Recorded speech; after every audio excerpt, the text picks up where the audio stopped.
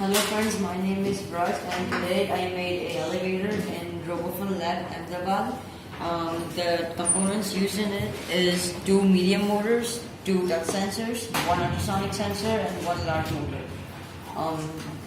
The procedure it works is when you press the ground floor button, the lift, if the lift is already there, then the door will open and it will stay open for 3 seconds and then close by itself.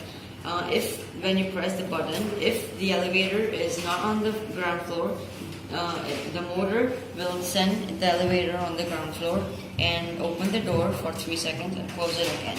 And when you press the second floor button, if the elevator is already on the first floor, it will open the door and close it again. If the elevator is not on the first floor, then the motor will send the elevator on the first floor and then open the door and close it again. Okay, so I'll show you the demo. So this is how it works.